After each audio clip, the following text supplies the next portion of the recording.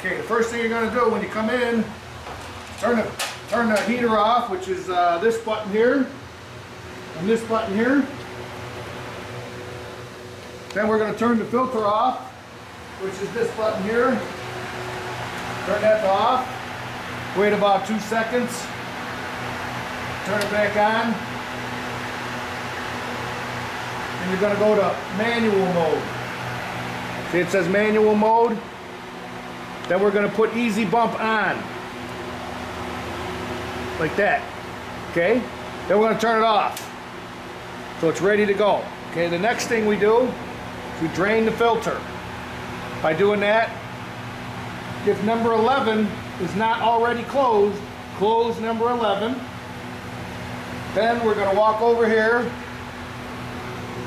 We're going to open the air bleeder valve, which is number 6, to open like that. That lets the air in as the water drains out. Then underneath the filter here is a valve. Not sure what number it is, but it's got a red handle. You squeeze that, push down. It's a little hard. There goes all the DE, dirty DE in the water. Then we come to this controller, turn this pump on. Let that run. And this hose here is not already hooked up. We hook this hose up. That's the drain, or that's the rinse the filter after it gets done draining. So we gotta wait for this to drain out. We gotta open the drain for the wading pool. That will also drain some of the water on the deck of the wading pool. And inside one of those manholes is the drain for the wading pool and about half of the trench. But I never remember which one it is. You'd think after all this time I would remember. This is the one. Okay, so it's number 2 and number 1, I guess. So you gotta get in there.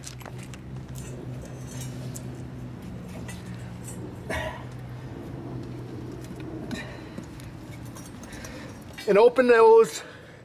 And you know they're open when the handle is going the same way as the pipe. So this pipe runs this way, so the handle is running that way. This pipe runs this way, so the handle runs that way. Okay? In this manhole is a way to shut off the water coming in to the splash pad. You never want to turn those. Don't even touch them. Just leave them alone. Don't even go in there. Okay, now that the filter is completely drained, we're going to close it up again under here. And we're going to turn water on to rinse it out.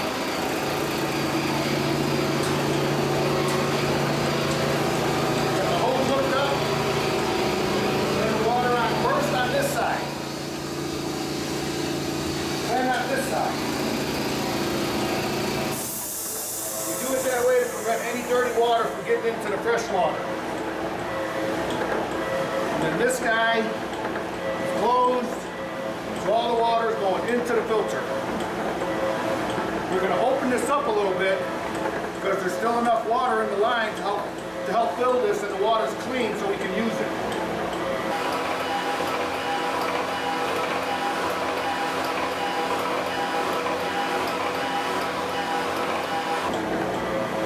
Be about maybe 10 seconds worth, and then it'll do it all by itself.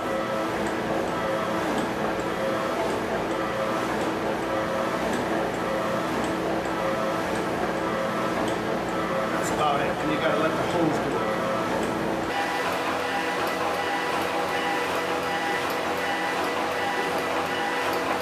Okay, now what we want to do,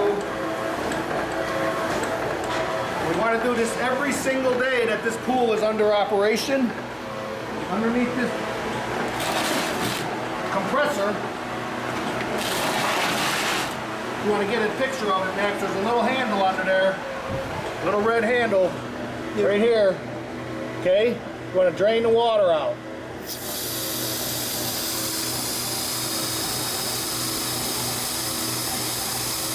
This has to be done every day.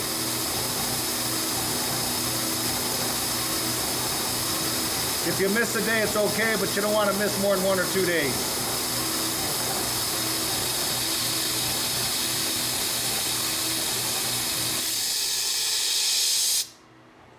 That's it. As soon as you start hearing the air come through, you're good. I drained that yesterday, and that's how much water came out in 1 day. So it's important that we do that. Okay, next thing, up here, I close these valves. These are for the heater. These two red, on the red pipes. Close those two green handles.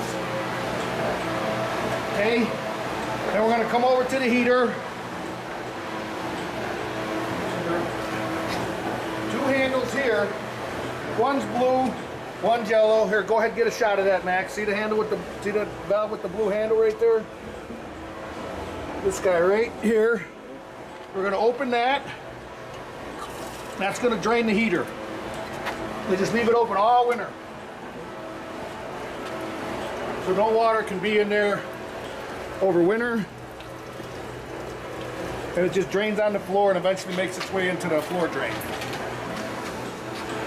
Okay, once that's done, then we can open the hair strainer because we won't need that anymore.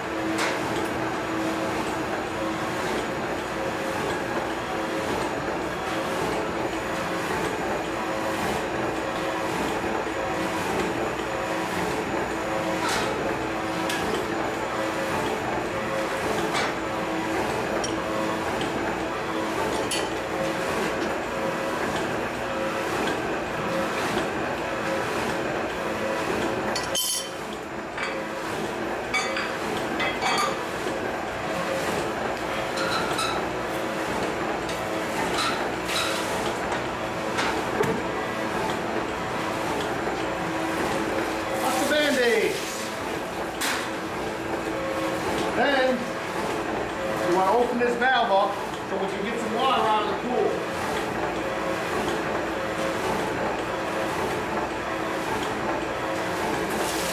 Let it run just like that. Don't open it too much, it'll come flying out.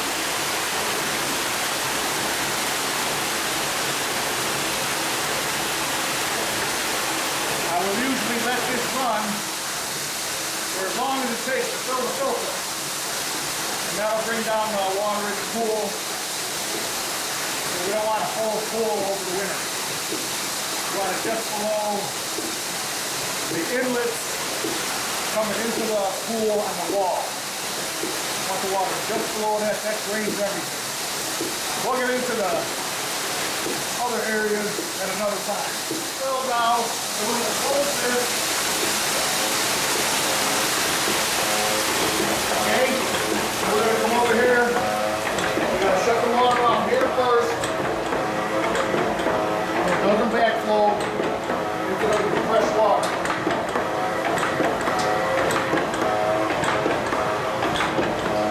There is a backflow preventer attached on here, but I really don't trust it too much, so I just do it this way, it's safer.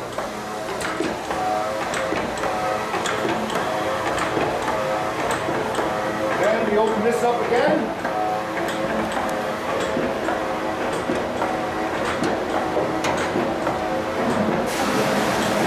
Turn the pump in. Our pump's still going, so we're good.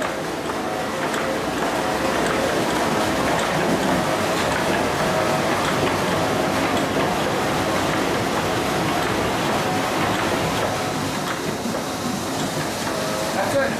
Trench on the east side of the pool, west side of the pool, near the 5'0" tile is the access hatch to the trench. And inside the trench, that little pipe down in there, you have to undo that clamp and loosen that pipe for the winter time for the water to drain so it doesn't crack.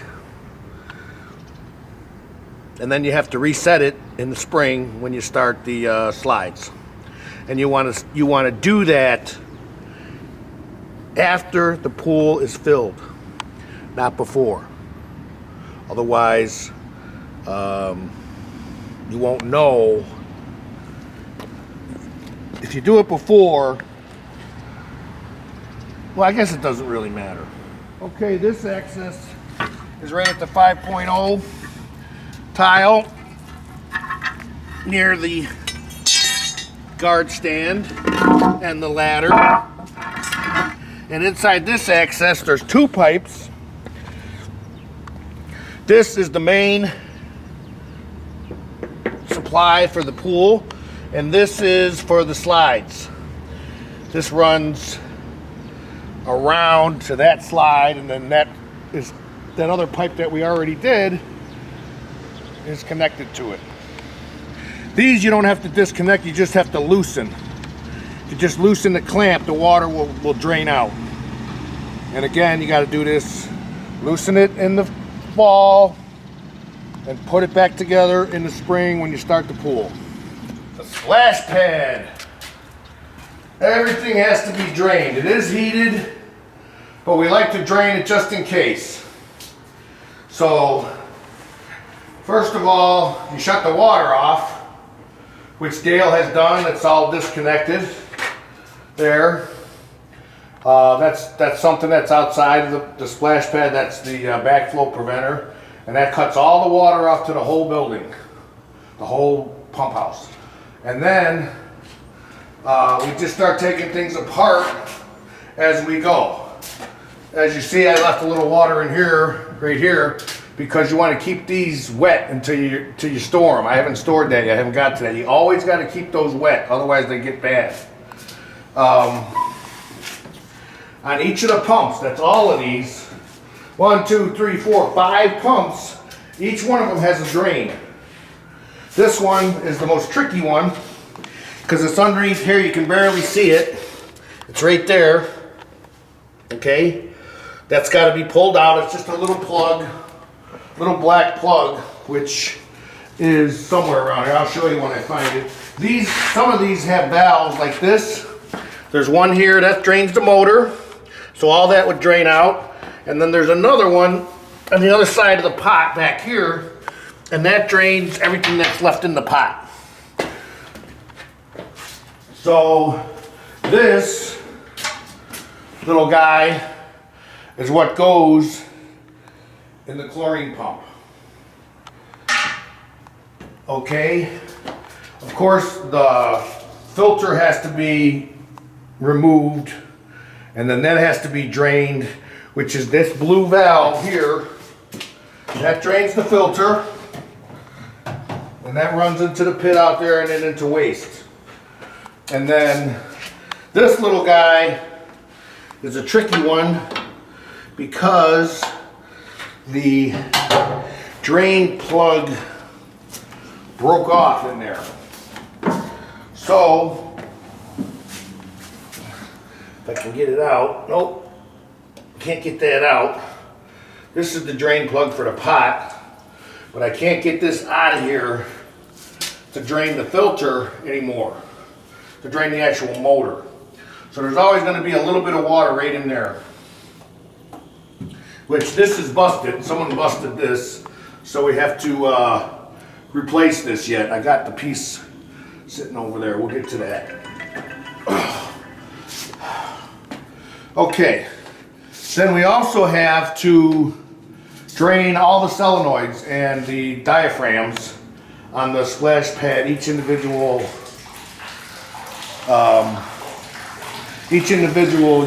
piece outside. And that just takes these little bolts here.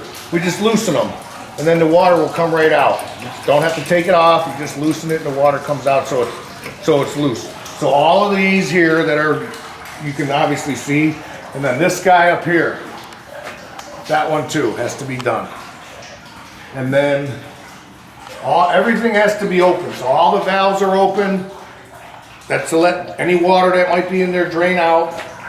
And then of course the outside spigot also has to be open.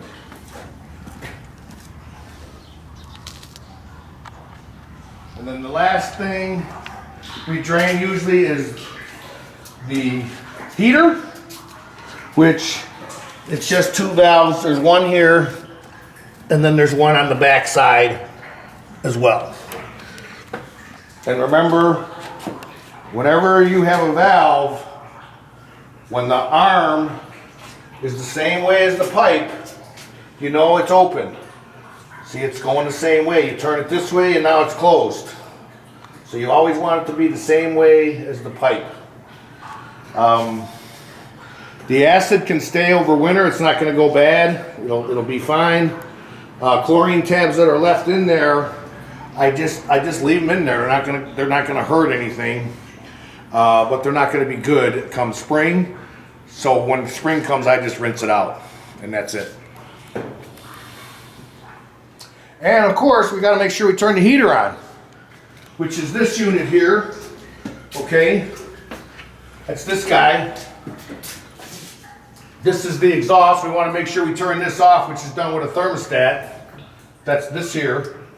This will open and close the vent depending on where you set it.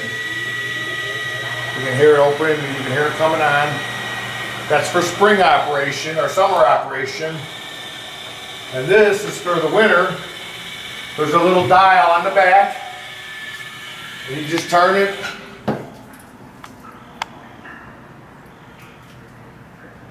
To whatever temperature. I don't usually set it all the way high. You can hear it click. And that'll tell you that it's working. So there we go. You want to get a picture of that dial. That would be good.